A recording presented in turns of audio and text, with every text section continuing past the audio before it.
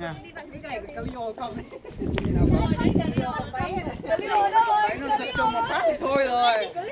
cầm váy cậu. Quan tay nó lại hay thích giật cơ.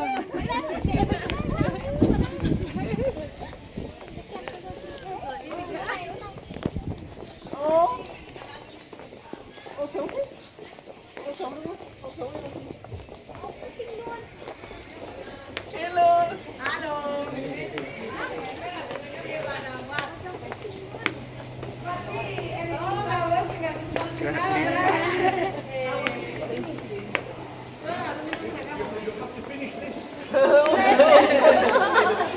Thank you.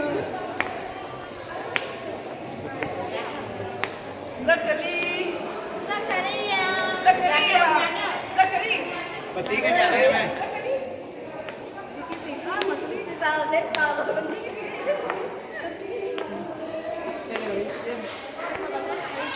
Đưa tay lên nào, đưa tay lên.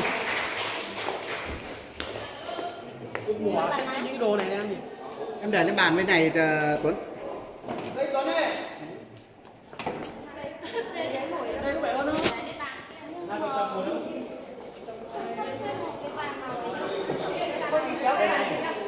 Không, đang bảo kéo cái bàn này ra mà. Giờ kéo bàn này.